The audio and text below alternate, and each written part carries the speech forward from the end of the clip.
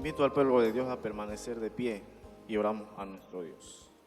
Soberano Dios y Padre que moras en las alturas de los cielos, te damos muchas gracias, oh Dios, porque te place, Señor, que un puñado de hijos tuyos pudieran en esta tarde reunirse en esta casa de oración, con el propósito firme, Señor, de darte la honra, de darte la gloria que solamente tú te mereces.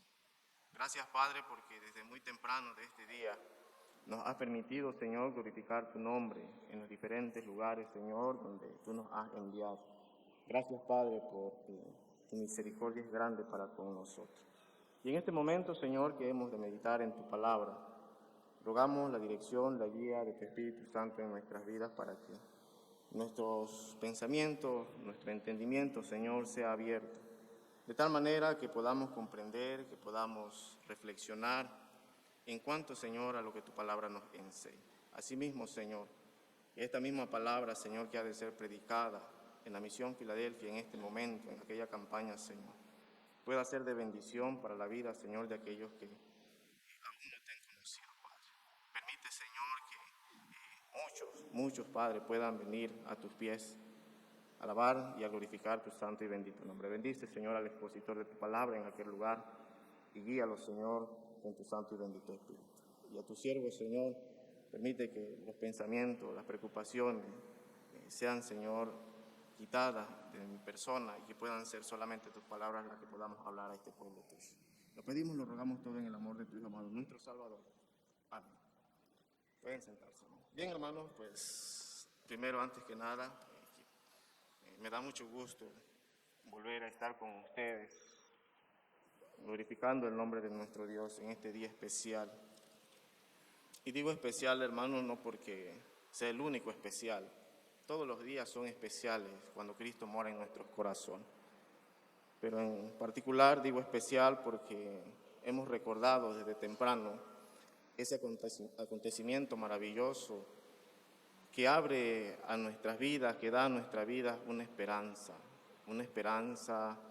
de saber que la muerte no vence en la vida del que es cristiano, que la muerte no es el final para nuestras vidas. Cuando Cristo está en nuestros corazones, dice que así como Él resucitó, como Él vive, por tanto nosotros también viviremos con Él. Vamos a meditar, hermanos, en el pasaje antes leído, en el Evangelio según San Lucas, en el capítulo 24, y quiero que tengan un poquito de paciencia, hermanos. Vamos a considerar desde el versículo 13 hasta el último versículo. Y quería tal vez en un momento hacer o reducir la enseñanza, pero cuando Dios quiere hablarnos, cuando Dios quiere enseñarnos, Él es el que dispone qué es lo que se va a decir, qué es lo que se va a hablar. Y bien, hermanos, pues en el pasaje antes leído nos narra el escritor sagrado Lucas la experiencia de dos discípulos de Jesús al tener un encuentro inesperado con el Señor. Algo que por la mente de estos dos discípulos no pasaba, ¿verdad? Y esto mientras, dice la Escritura, mientras ellos iban de camino a una aldea que se llama Emaús. Vamos a ver entonces qué nos enseña la palabra de Dios a través de esta experiencia, con el tema En el camino a Emaús. El título, En el camino a Emaús. Esta experiencia en el camino a Emaús sucedió con dos personajes, uno llamado Cleofas, que encontramos su nombre en el versículo número 18. Se cree que este Cleofas fue quien contó esta experiencia al escritor sagrado, a Lucas. Por eso se cree que su nombre aparece en este libro. Eso es lo que se cree, lo que se dice. Pero la Biblia no lo describe, no lo dice claramente en sus letras. Como tampoco dice, ¿verdad?, el nombre de la otra persona que lo acompañaba. La Biblia dice que uno se llamaba Cleofas y el otro dice, no menciona su nombre, ¿no? Algunos escritores, algunos dicen que era su esposa, pero la palabra de Dios no lo menciona, ¿no? No lo menciona en este caso. Lo que sí nos enseña la Escritura en este texto, en este párrafo bíblico, es el día en que sucede esta experiencia, el día en que estas dos personas, el Señor se les presenta, ¿verdad?, como una experiencia extraordinaria en la vida para ellos, ¿no?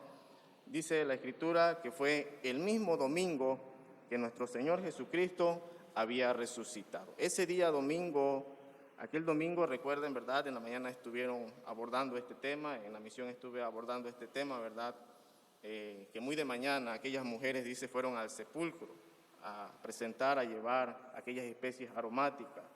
Y dice que habían encontrado la piedra removida.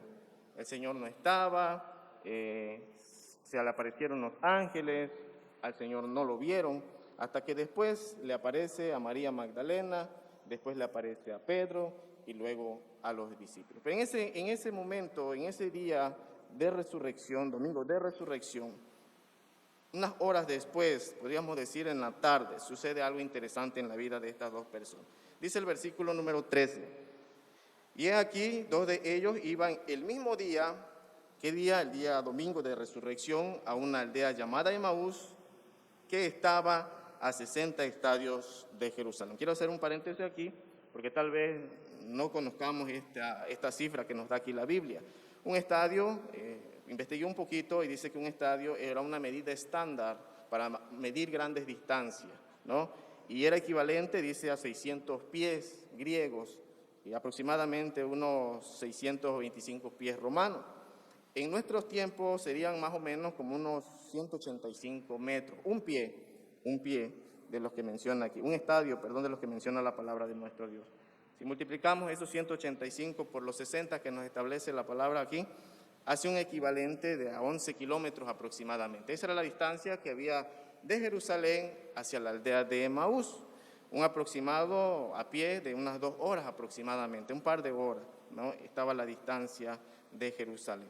Ahora, quiero también, hermanos, que noten algo muy interesante que encontramos en el Evangelio para ver esta parte. En el Evangelio, según San Juan, en el capítulo 20, verso 19. Si gustan buscarlo, yo le doy lectura. Dice, cuando llegó la noche de aquel mismo día, el primero de la semana, estando las puertas cerradas en el lugar donde los discípulos estaban reunidos por miedo de los judíos, vino Jesús y puesto en medio les dijo, paz a vosotros. Lo que quiero recalcar de este verso, de esta cita bíblica, es lo que dice Juan, que los discípulos estaban en Jerusalén reunidos. Todos los discípulos estaban reunidos en Jerusalén. ¿Por qué estaban allí? Dice, porque tenían miedo de los judíos por todos los acontecimientos que habían sucedido. Ahora, Juan dice que los discípulos estaban reunidos en Jerusalén. Surgen dos preguntas en este momento. Si los discípulos estaban reunidos en Jerusalén, después de todas las cosas que habían acontecido y Jesús había resucitado en esa mañana, surge la primera pregunta. ¿Qué hacen estos dos discípulos caminando hacia otro lugar? Y la segunda pregunta, ¿por qué van para Emaús si el lugar donde deberían estar era en Jerusalén? ¿Qué iban buscando estos discípulos? ¿Por qué se iban o por qué se separaron de los demás discípulos? La respuesta la vamos a encontrar verso más adelante. Vamos a darle respuesta a esta y a otras preguntas que van a ir surgiendo. Quiero leer el verso 14 de San Lucas 24. E iban hablando entre sí de todas aquellas cosas que habían acontecido. Este versículo 14 nos dice que iban hablando de todas las cosas que habían sucedido. No dice de algunas, no dice que saltearon nada. Dice que de todas las cosas que habían sucedido en aquel fin de semana, ellos iban hablando. Y tal vez en este momento pudiéramos improvisar o imaginarnos de qué iban hablando. En primera instancia, desde el momento que arrestan a Jesús, ¿no? La fuerza, no sé, con que aquellos soldados aprendieron a Jesús, ¿no? Oye, ¿te diste cuenta cómo esos soldados los maltrataron? Oye, pero Judas, ¿cómo se atrevió a entregarlo? ¿Cómo fue capaz de venderlo? Y Pedro, su discípulo, negarlo 3 veces. No, yo me imagino esta plática, ¿no? Entre estas dos personas, ¿no? Y dice que iban hablando de todas aquellas cosas que habían acontecido en aquel fin de semana. Mientras ellos iban hablando, el versículo número 15 nos dice que sucede algo interesante. Dice, sucedió que mientras hablaban y discutían entre sí, Jesús mismo se acercó y caminaba con él. Dice, sucedió que mientras hablaban y discutían entre sí, Jesús mismo se acercó y caminó con ellos. Esto es interesante, mis amados hermanos, porque Jesús mismo se acerca y empieza a caminar con estos dos discípulos, ¿no? Que iban a Emaús. Y llama la atención, porque dijimos hace un momento, ¿verdad? Si si las personas y los discípulos estaban reunidos en Jerusalén, y si en Jerusalén estaban todos conmovidos, estaban consternados por todas aquellas cosas que se habían vivido en este fin de semana, ¿por qué estos dos discípulos van a Emaús? ¿Por qué toman esa decisión ellos de emprender este viaje hacia aquella aldea? Más adelante veremos esta respuesta. Sin embargo, lo que nos dice la palabra de nuestro Dios en el versículo número 15 es que Jesús se hace presente en ese momento, en aquel lugar donde aquellos hombres iban caminando, y dice que se les apareció y se les acercó y empezó a caminar con ellos. Quiero también hacer énfasis que la palabra de nuestro Dios nos dice que eran discípulos de Jesús, no de los apóstoles, eran de los discípulos, de los seguidores de Jesús, de los que mientras Jesús estaba en su ministerio en la tierra, se acercaron a Él, escucharon su palabra y aceptaron el llamado de Jesucristo y empezaron a caminar con Él. No dice que no eran de los apóstoles, eran de los discípulos, de los seguidores del Señor. Iban caminando, iban para otra ciudad, y ahora de repente se aparece el Señor Jesús y comienza a caminar con ellos. Versículo 16. Mas los ojos de ellos estaban velados para que no le conociese, ¿no? Algo muy interesante también. Quiero leer en la Nueva Traducción Viviente, este mismo versículo, el versículo 16. Dice, pero Dios impidió que le reconociera. Y la palabra de Dios para todos dice, pero no les fue permitido reconocer a Jesús. Jesús se acercó a estos discípulos mientras ellos iban hablando, iban platicando, iban discutiendo de todas aquellas cosas, pero no lo conocieron, no pudieron reconocer que era Jesucristo. Y la palabra de Dios aquí nos dice que no era que aquellos discípulos tuvieran una incapacidad física, que tuvieran problemas en sus vistas para reconocer a Jesús. No habla la palabra de Dios sobre eso, ni tampoco una inhabilidad que ellos hubieran presentado para poder reconocer a Jesús.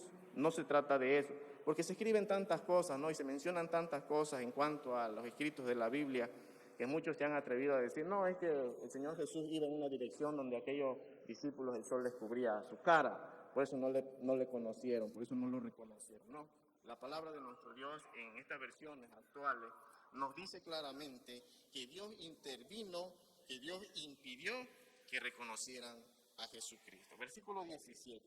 Y les dijo, ¿qué pláticas son estas que tenéis entre vosotros mientras camináis? ¿Y por qué estáis tristes? El versículo 17, esta es otra de las cosas muy interesantes que nosotros debemos analizar. Jesús le pregunta a aquellas personas en aquel momento, ¿de qué están hablando ustedes?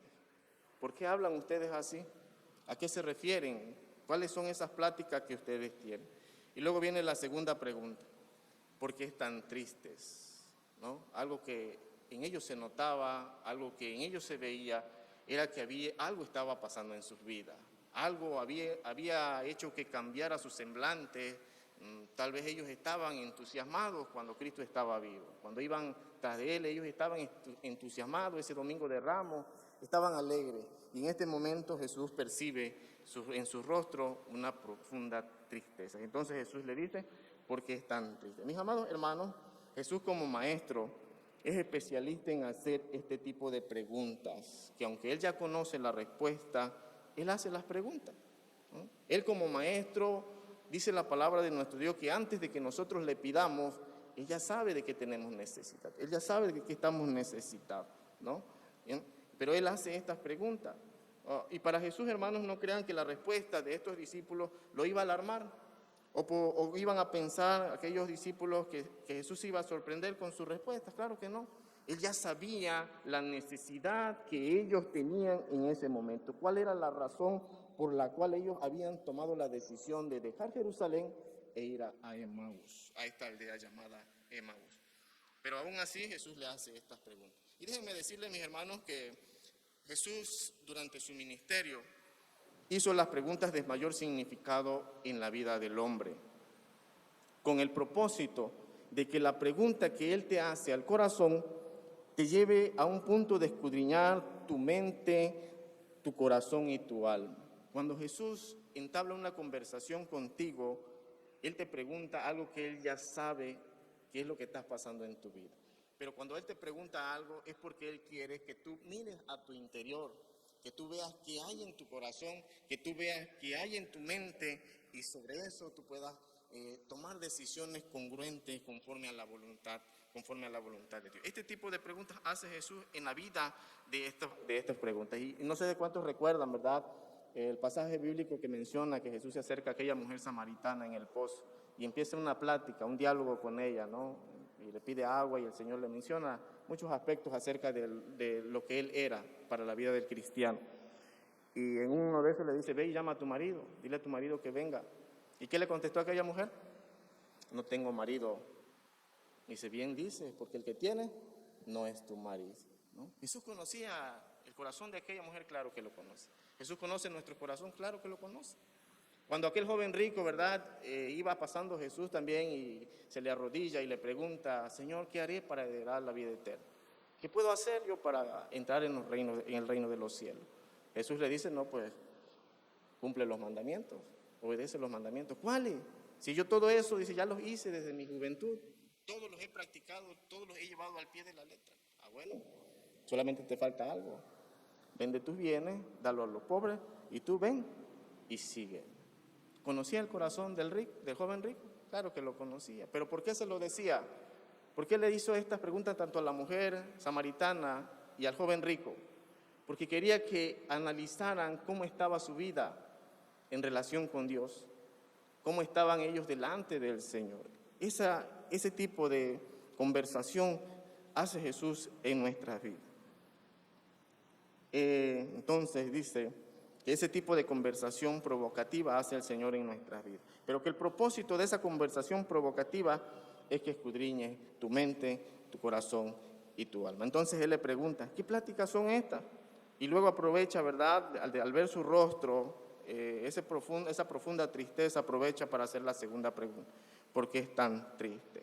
Mis amados hermanos, entonces podríamos pensar en este momento, ¿cómo es posible que dos seguidores, dos discípulos de Jesucristo estuvieran tristes ese mismo día cuando Jesús había resucitado de entre los muertos? ¿Cómo es posible que aquellos discípulos pudieran estar tristes cuando Él ya los había enseñado, ya les había hablado, ya les había dicho las cosas que tenían que pasar? ¿Cómo es posible que estuvieran tristes cuando nosotros también en nuestros días sabemos que la resurrección valida nuestra fe?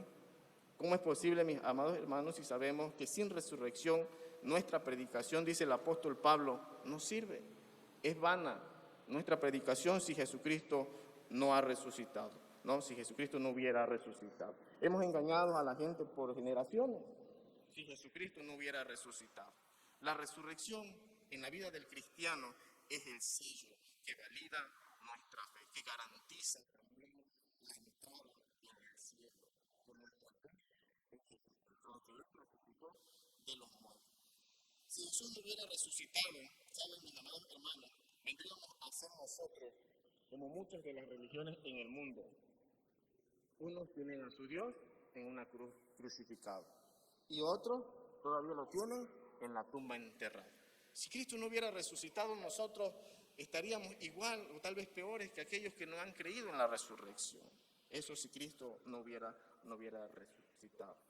Ese día de resurrección encontramos entonces a dos de sus seguidores que están tristes, yendo en otra dirección fuera de donde tendrían que haber estado, ¿no? Sin entendimiento claro, no sé, alarmados por todo lo que había sucedido, toman la decisión de decir, ahí se quedan ustedes, nosotros vamos para este lugar. Versículo 18.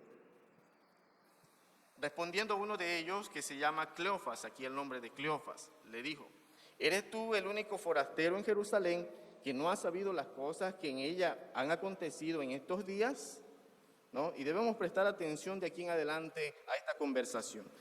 Y de ahí vamos a sacar las respuestas a las preguntas que mencionamos hace un momento. Debemos recordar, ¿por qué le llaman forastero? No, debemos recordar, hermanos, que se estaba celebrando la Pascua, ¿no? En aquel momento en Jerusalén se estaba celebrando la Pascua y era, ¿verdad? Era notorio que mucha gente llegaban a Jerusalén de todos lados, ¿no? Entonces no está fuera de contexto que ellos, ¿verdad?, lo llamaran forastero, porque al no reconocerlo, ellos pensaban que era alguien que no era de la ciudad, ¿no? De ahí de Jerusalén. Y miren la pregunta que Jesús hace. ¿Eres tú? Dice, ¿de dónde eres tú que no sabes lo que ha acontecido? ¿No te has enterado de todas estas cosas que han sucedido este fin de semana? Y Jesús le pregunta, ¿no? Jesús le dice, ¿qué cosa? ¿De qué me están hablando ustedes? ¿No? ¿No? Él acababa de estar, ¿verdad, mis hermanos? El día viernes en la cruz, clavado, ¿no? El sábado, dice el credo de los apóstoles, había bajado a los infiernos, había descendido a los infiernos. Acababa de resucitar ese día.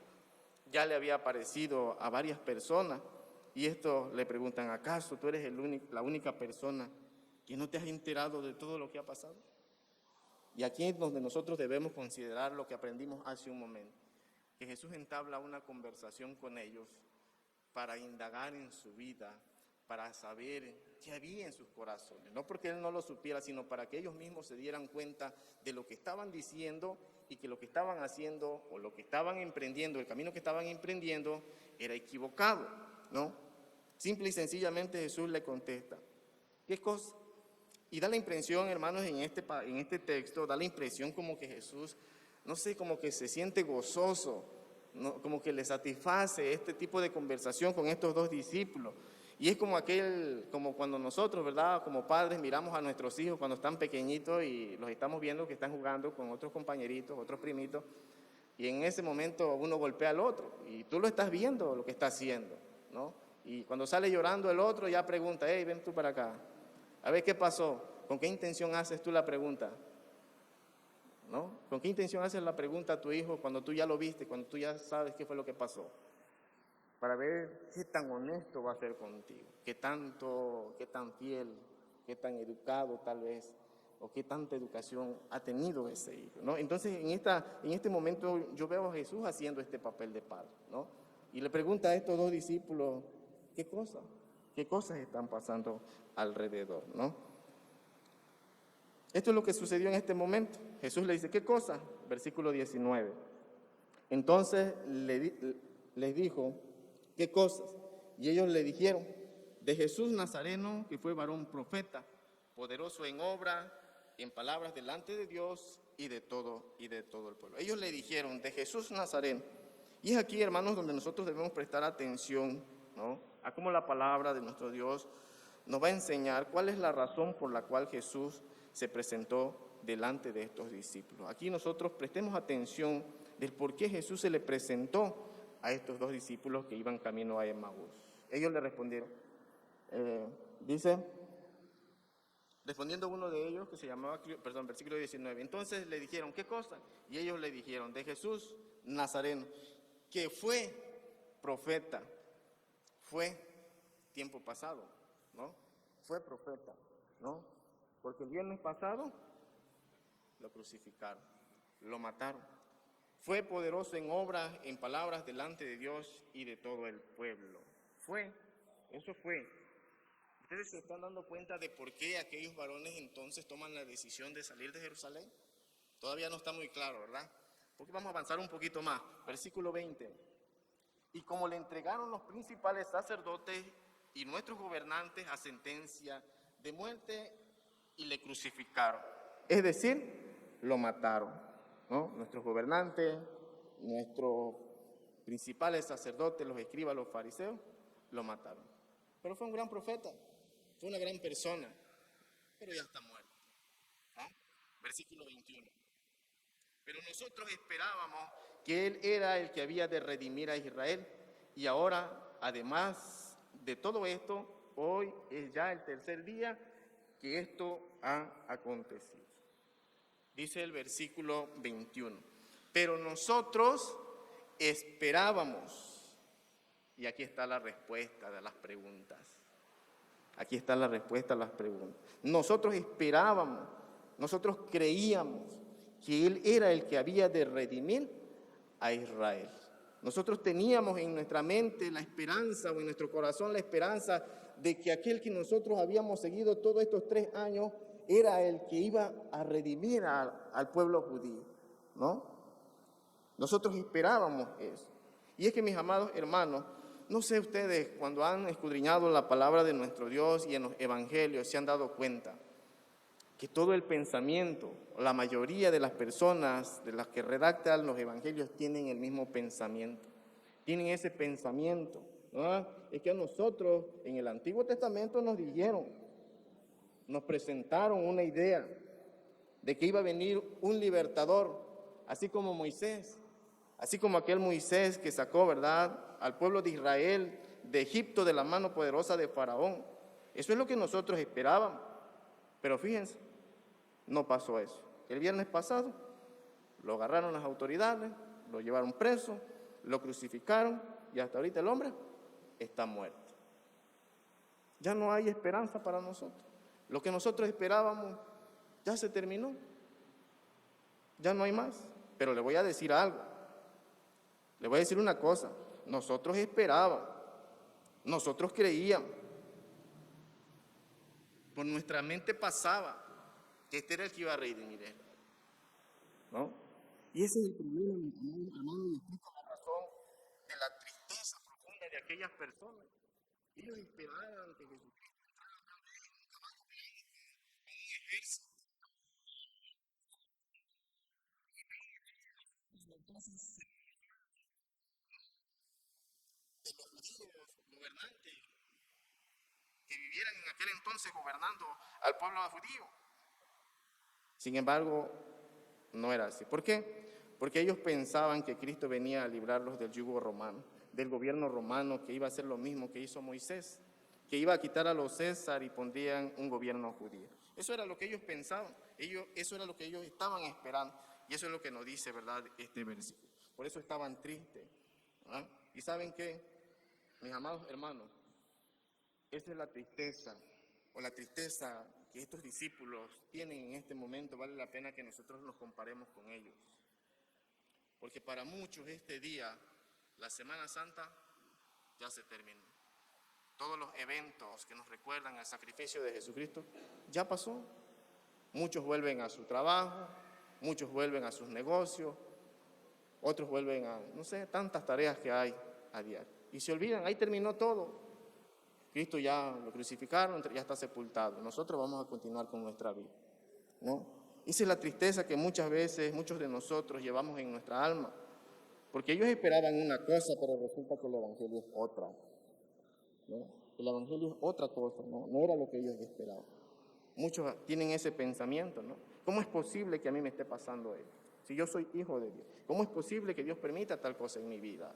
Si yo soy hijo de Dios. Y empezamos a hacer una lista de cómo es posible esto, cómo es posible el otro. Y nos desanimamos, nos desalentamos de lo que el Señor nos promete a través de su palabra. Esa es la tristeza de mucha gente, porque piensan que el Evangelio se trata de ellos, porque piensan que el Evangelio se trata de nuestros problemas, se trata de nuestras enfermedades, y el Evangelio no se trata de eso. El Evangelio se trata de Jesucristo, que Él tenga misericordia de nosotros y que nos ayude, que nos sustente, que nos dé, es cosa muy diferente. Eso viene por, dice, buscad primeramente el reino de Dios y su justicia, y las demás cosas vienen por añadidura a nuestras vidas. Nosotros esperábamos, nosotros creíamos lo que nosotros pensábamos. Dejemos de pensar cosas que la palabra de Dios no nos promete.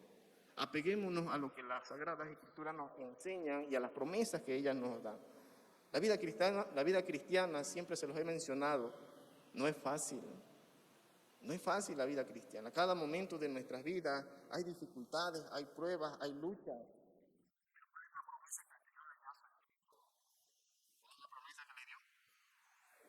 Yo estaré con vosotros, ¿cuándo? Mañana, ayer, todos los días, hasta el fin del mundo. Quiere decir, mis amados hermanos, esto, que ellos nunca entendieron que Jesús había venido a salvar y a buscar lo que se había perdido. No lo entendieron, no comprendieron las enseñanzas del Maestro. Él habló tan claro mientras estuvo con ellos, pero la gente no entendía. Y hasta el día de hoy, mis amados hermanos, si ustedes tuvieran la oportunidad y si tuviéramos la oportunidad de ir a Jerusalén, presenta el Evangelio de Jesucristo, preséntalo libremente, ¿lo vas a poder hacer? Claro que no. Estaba viendo en las redes sociales que ya se está haciendo como un edicto allá en Jerusalén de prohibir totalmente el nombre de Jesús, que no exista en Jerusalén, en los pueblos judíos, el nombre de Jesús. Se está haciendo. Hasta el día de hoy ellos no entendieron, no han comprendido que lo que Jesús venía a hacer era a salvarnos o a quitarnos del pecado, de la esclavitud del pecado, sacar nuestra alma de las tinieblas y trasladarla a la luz admirable que es nuestro Señor y Salvador Jesucristo. Versículos 22 y 23. Aunque también nos han asombrado unas mujeres de entre nosotros, las que antes del día fueron al sepulcro. Y como no hallaron su cuerpo, vinieron diciendo que también habían visto visión de ángeles, quienes dijeron que él vive. Y miren la manera, hermanos, en la que estas personas están hablando con Jesús, están hablando con el mismo Maestro, ¿no? Como diciendo, eso es lo que ellas dicen, eso es lo que ellas están diciendo, pero hasta este momento nadie lo ha visto, ¿no? Hasta como queriendo decir, yo hasta no ver, no creer, yo hasta que no lo vea en persona no voy a creer. Eso es lo que ellas dicen, eso es lo que ellas piensan, tal vez. Y aquí había un problema, hermanos, ¿por qué no le creían a las mujeres? En el siglo I de los judíos, la palabra de la mujer no era fiable, ¿no? El que tenía la voz, el que tenía el mando era el hombre, ¿no? Entonces, por ese motivo también no le creían. Versículo 24. Y fueron algunos de los nuestros al sepulcro y hallaron así como las mujeres le habían dicho, pero a él nadie le ha visto. Ahí aparece, hermanos, en el versículo 24, aparece en la última parte un pero. Dice en la última parte, y fueron algunos de los nuestros al sepulcro y hallaron así como las mujeres habían dicho, pero a él nadie lo ha visto. Yo quiero, hermanos, que hagan grande ese pero, háganlo grandote, magnifíquenlo ese pero, porque muchos de los discípulos, muchos de los que se dicen ser seguidores de Jesús, tienen un gran pero en su vida. Muchas veces en nuestra vida hay un gran pero. No, yo sí creo en Dios, yo sí acepto a Jesucristo, pero tengo que trabajar. No, si yo sí creo en Dios, yo sé que Él me va a proveer, pero ahorita no tengo tiempo. Y se van, pero. Por eso debemos hacerlo grande. Pero nosotros no. Nosotros debemos hacerlo pequeñito en nuestras vidas, que no haya ningún pero en nuestras vidas. ¿Y saben lo que están diciendo estas personas a Jesús, al mismo Jesús? Él dijo que iba a resucitar. De hecho, unas mujeres que nosotras conocemos fueron al sepulcro, ¿no? Habían encontrado la piedra removida, ¿no? Ellas dicen que vieron unos ángeles, pero que quede claro que a él nadie le ha visto. Hasta este momento nadie lo ha visto. La gente dice, pero a él nadie lo ha visto. ¿Y con quién estaban hablando, hermano? Con el mismo Señor Jesucristo. Con él estaban hablando. Era con él quien estaban teniendo esta plática. Versículo 25. Entonces él les dijo, y aquí es donde está lo duro. Como diría mi abuelito, prepárate lomo porque ahí viene tu sobaíta. Porque muchas veces no comprendemos lo que la palabra de nuestro Dios dice. ¿Cómo les dice, hermano? Oh insensatos y tardos de corazón, para creer todo lo que los profetas han dicho. ¿Verdad? Oh insensatos, tardos de corazón. Yo me imagino cuál fue la reacción de estas dos personas, ¿no? Cuando el Señor le dice, insensato. Bueno, ¿y qué le pasa? Ni siquiera es de aquí, no sabe ni lo que está sucediendo a su alrededor y nos dice insensato. Miren, ¿cómo lo ves tú? ¿No? Me imagino esa expresión en su rostro, ¿no?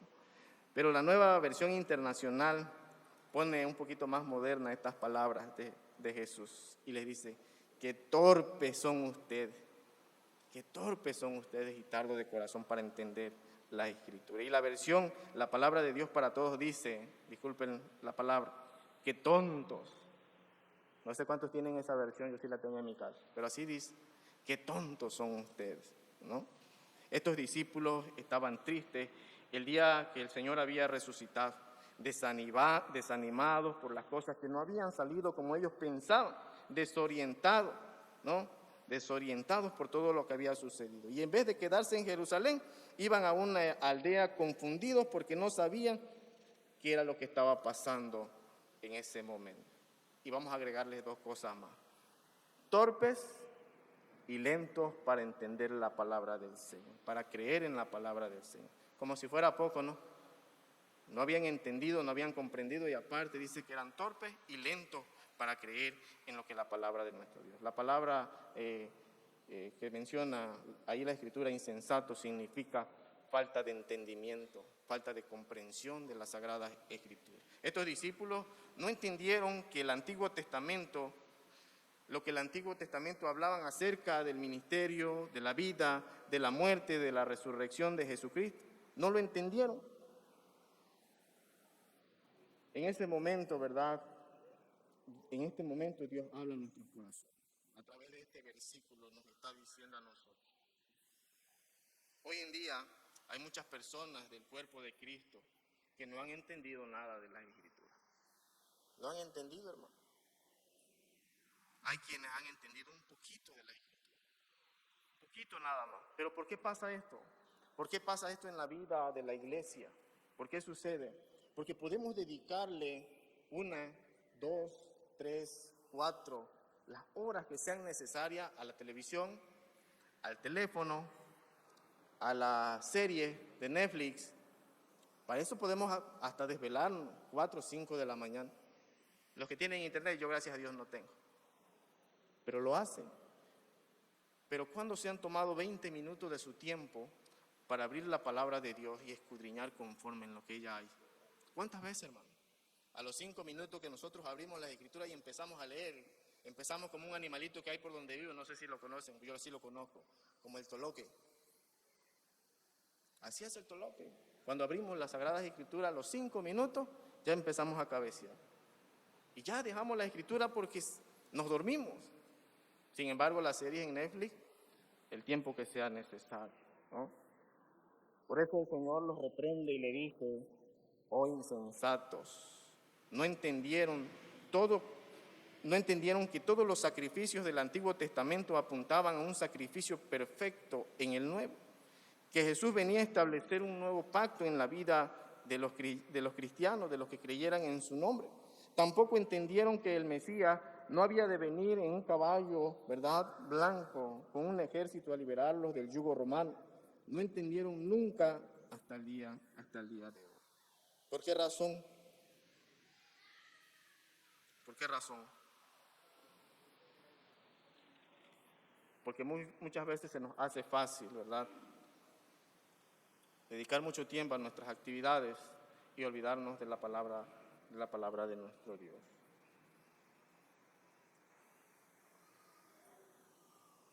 Versículo 26.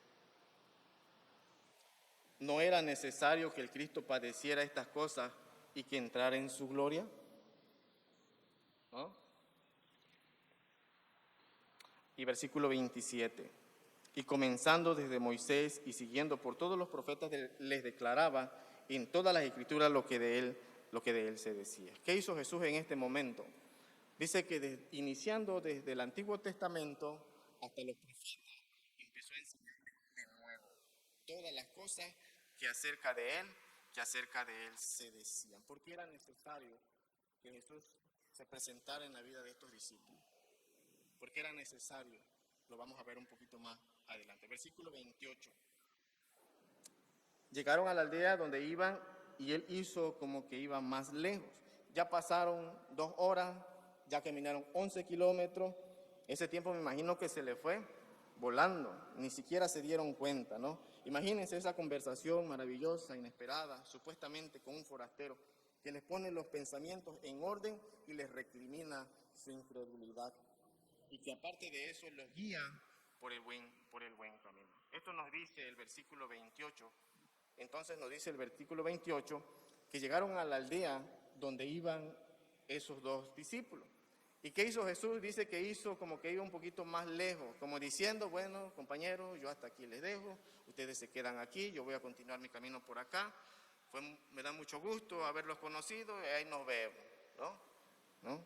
Sin embargo, hermano, yo veo algo bueno en la actitud de estos 2 discípulos. Yo veo algo bueno en lo que ellos hacen, ¿no? Dice que dice la Escritura en el versículo número 29, ¿Qué hicieron ellos?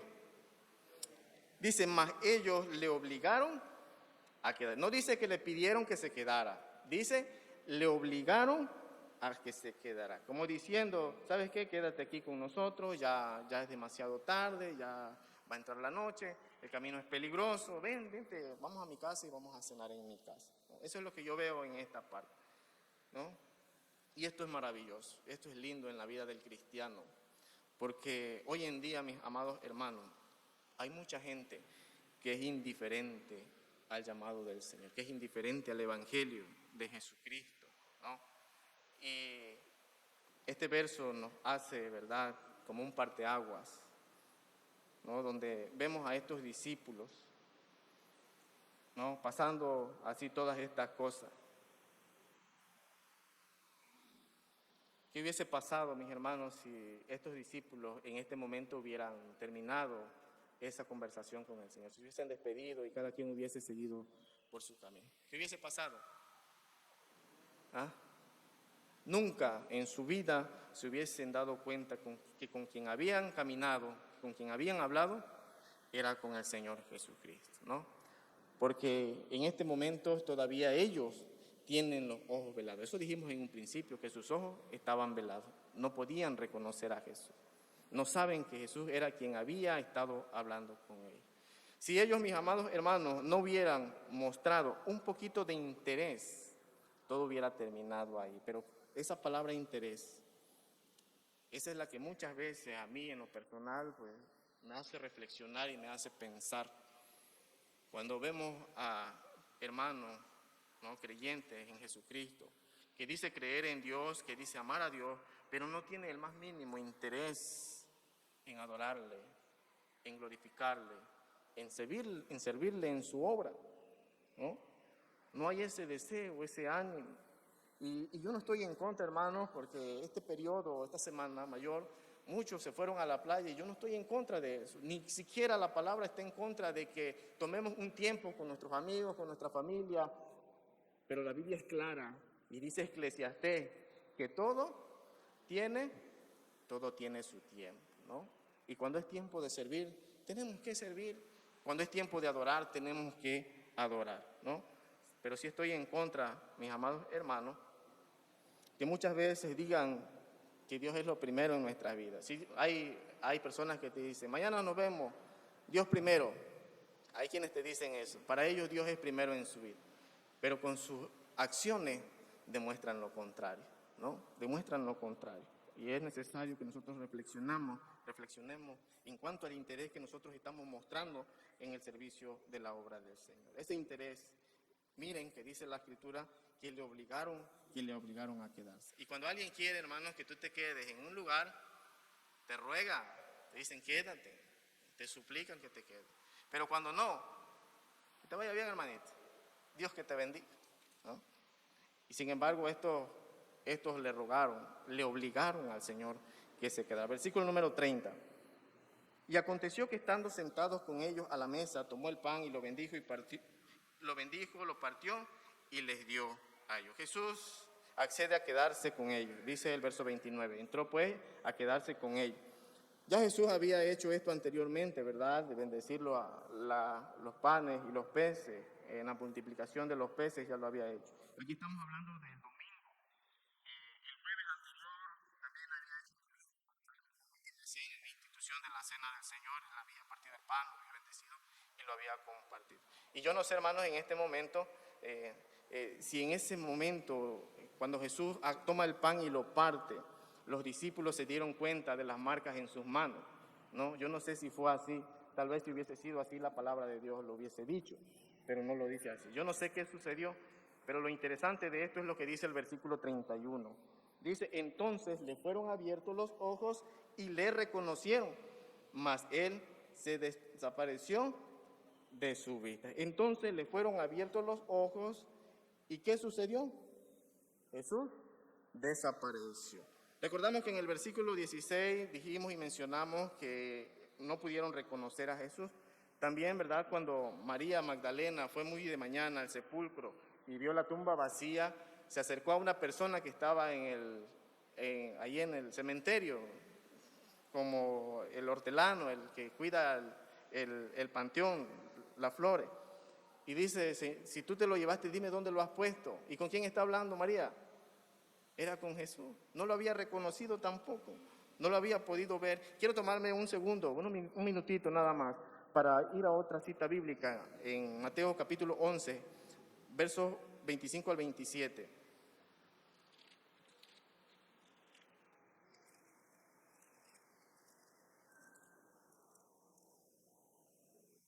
Mateo capítulo 11, versos 25 al 27. Leo la palabra de nuestro Dios. En aquel tiempo, respondiendo Jesús, dijo: Te alabo, Padre, Señor del cielo y de la tierra, porque escondiste estas cosas de los sabios y de los entendidos y las revelaste a los niños. Sí, Padre, porque así te agradó. Todas las cosas me fueron entregadas por mi Padre, y nadie conoce al Hijo sino el Padre, ni el Padre conoce a alguno sino el Hijo, y aquel a quien el Hijo lo quiere revelar. Todo lo que corresponde al reino de Dios, al reino de los cielos, dice la palabra de nuestro Dios en este pasaje, que Dios no se lo dio a los entendidos, no se lo dio a los sabios, se lo dio ¿a quién? A los niños. Y recuerdan ese pasaje que Jesús le dice a Nicodemo: es necesario nacer de nuevo, ¿no? Y teníamos que hacernos como un niño, porque dice que el reino de los cielos hasta los niños lo entienden mejor que nosotros, ¿no? A eso se basa este texto bíblico. Esto me lleva a una reflexión, ¿no? Que podemos estar caminando con Jesús y no saber qué es Jesús. Podemos estar hablando con Jesús y no saber qué es Jesús. Como estos discípulos lo hicieron, caminaron, hablaron con Jesús, pero no lo reconocieron. Podemos obtener tal vez los mejores estudios bíblicos como iglesia, pero no reconocer a Jesús, ¿no? No podemos reconocer a Jesús. ¿Hasta cuándo dice el versículo número 27? Hasta que el Hijo lo quiera revelar a nuestra vida. Hasta que Dios abra nuestros ojos, de nuestro entendimiento, es que podemos ver claramente. Eso es lo que percibo en este pasaje. ¿Cuántas veces nosotros no hemos caminado con Jesús y no lo hemos conocido? En nuestras enfermedades, en nuestras circunstancias de vida, Jesús ha caminado con nosotros y no nos hemos dado cuenta que era Jesús que estaba a nuestros lados, ¿no? No lo hemos entendido, no lo hemos podido reconocer. Versículo 32 de San Lucas. Y se decían uno al otro: ¿no ardía nuestro corazón en nosotros mientras nos hablaba en el camino y cuando nos abría las Escrituras? Las mismas palabras que Jesús les estaba diciendo y le estaba explicando a aquellos dos discípulos es la misma palabra que nosotros tenemos hoy en día.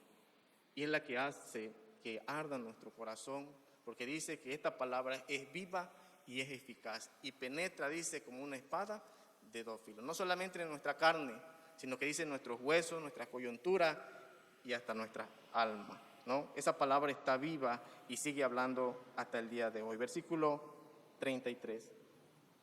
Y levantándose a la misma hora, volvieron a Jerusalén y hallaron a los 11 reunidos y a los que estaban con ellos, ¿no? No se pusieron a pensar en este momento que ya era de noche, ¿verdad?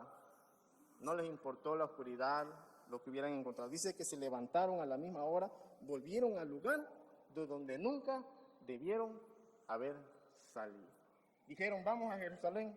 Eso nos debe de motivar, porque muchas veces, o tal vez en este momento, hay muchos que todavía están en Emaús. Todavía están, ¿verdad?, tristes, desconsolados por las cosas que no han salido como ellos han pensado, ¿no? Porque las cosas no salieron como ellos creyeron que saldría. Es tiempo entonces de volver a Jerusalén, de dejar de llorar, de dejar de sufrir y volver a los pies de Cristo. Mis amados hermanos, en el camino de Emaús es cuando el Espíritu Santo cambia nuestro enfoque de nuestros problemas personales para enfocarnos en actuar en el autor y consumador de la fe. La fe es acerca de Jesús, de su obra, de su vida, de su muerte y de su resurrección y de su ascensión. Y también de su ministerio como sumo sacerdote intercediendo por cada uno de nosotros en gloria. La vida cristiana es acerca de Cristo, no es acerca de nosotros. Si solamente el Espíritu de Dios, el Espíritu Santo, es quien puede convencer a las personas de los malos caminos, de las malas decisiones que han tomado. Estos discípulos entendieron en esta última parte que estaban en el lugar equivocado, no habían comprendido, no habían entendido lo que la palabra de nuestro Dios les había, o lo que el Señor Jesucristo les había enseñado. Dios quiere, mis amados hermanos, que nosotros también podamos entender cuál es el lugar donde debemos estar. Hay una alabanza muy hermosa que a mí me gusta, que dice: solo existe un lugar, ¿qué más? Donde siempre quiero estar. Que ese sea nuestro anhelo, que ese sea nuestro deseo, como el salmista David, anhelar la casa del Señor para contemplar y mirar la hermosura de nuestro Señor. Que el Señor nos bendiga.